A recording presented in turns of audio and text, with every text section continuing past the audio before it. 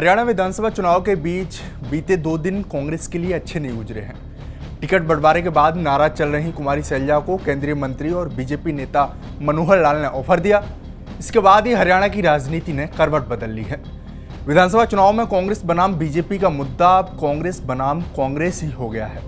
High command और भूपेंद्र सिंह हुड्डा ने सैलजा को लेकर खामोशी इख्तियार कर रखी है, तो बीजेपी से लेकर बसपा तक इस बात का मुद्दा बनाने में जुटी है। ऐसे में हरियाणा का पूरा चुनाव कुमारी सैलजा के मुद्दे पर ही सिमट गया है।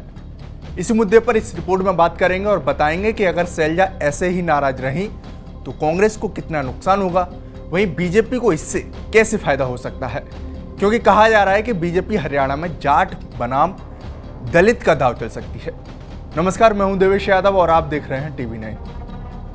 कांग्रेस की दिग्गज नेता और दलित चेहरा माने जाने वाली कुमारी सैलजा 12 सितंबर से साइलेंट मोड में है।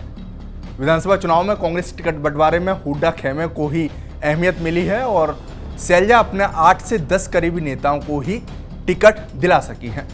इतना ही नहीं, वो अपने OST डॉक्टर अजय चौधरी को भी टिकट नहीं दिला पाई। इसके साथ ही हुड्डा खेमे के समर्थकों की ओर से की गई टिप्पणियों से भी सैलजा नाराज मानी जा रही हैं और चुनाव प्रचार से दूरी बना रखी है, जिसे विपक्षी दल कांग्रेस के खिलाफ चुनाव में सियासी हथियार बनाने में जुटे हैं। BSP और बीजेपी की तरफ से सैलजा को ऑफर पर ऑफर देकर चुनावी एजेंडे सेट किए जा रहे हैं और अब BSP प्रमुख मायावती ने कुमारी सैलजा के बहाने दलित नेताओं और अपने समुदाय को साधने का बड़ा सियासी दांव चल दिया है। अब इससे किसे नफा और किसे नुकसान होता है, इस पर थोड़ा गौर कर लेते हैं। तो हरियाणा में इस बार विधानसभा चुनाव में दलित वोटों को काफी निर्णायक माना जा रहा है। कांग्रेस का पूरा दारोमदार जहां दलितों पर टिका है, तो वहीं विपक्ष की रणनीति है कि लोकसभा में कांग्रेस को मिले दलित वोटों में सेंध लगाई जाए। यही वजह है कि कुमारी सैलजा की नाराजगी को बीजेपी के बाद BSP भी दलित स्वाभिमान से जोड़ रही है।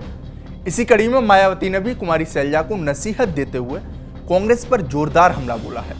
उन्होंने कहा है कि देश में अभी तक के हुए राजनीतिक घटनाक्रमों से यही साबित होता है कि कांग्रेस और अन्य जातिवादी पार्टियां दलित समाज के नेताओं और वोट को बुरे वक्त में सिर्फ इस्तेमाल करती हैं और फिर उन्हें दरकिनार कर देती हैं। दलित नेताओं को अपने मसीहा डॉक्टर अंबेडकर से प्रेरणा लेकर खुद ही ऐसी पार्टियों से अलग हो जाना चाहिए, साथ ही समाज को दूर रखना चाहिए। मायावती ने इस पोस्ट में कहीं भी सैलजा का नाम नहीं लिया है, लेकिन दलित नेता बोलकर संदेश दिया है कि उन्हें ऐसी पार्टी से खुद अलग हो जाना चाहिए। इस सबके बीच आपके मन में भी सवाल होगा कि देश में तमाम बड़े घटनाक्रम होते हैं, लेकिन मायावती शायद ही बोलें, लेकिन सैलजा के लिए उनके पोस्ट के क्या मायने हैं, तो आइए ये भी समझ लेते हैं।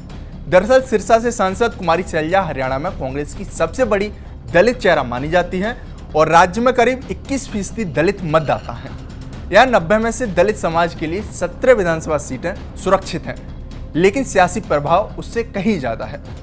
ऐसे में कहा जा रहा है कि पंचकूला, अंबाला, यमुनानगर, हिसार और सिरसा की 20 विधानसभा सीटों पर सैलजा की नाराजगी से पार्टी का समीकरण गड़बड़ा सकता है, क्योंकि ये सारी सीटें कांग्रेस की पारंपरिक सीटें रही हैं और सिरसा से कुमारी सैलजा इस बार लोकसभा चुनाव भी जीती हैं। लिहाजा कुमारी सैलजा कांग्रेस से दूरी बनाए रखती हैं तो कांग्रेस का चुनावी गेम बिगड़ सकता है, क्योंकि कांग्रेस जाट दलित समीकरण के सहारे ही सत्ता का वनवास खत्म करना चाहती है। यही वजह है कि BSP से लेकर बीजेपी तक ने सैलजा का मुद्दा बना दिया है।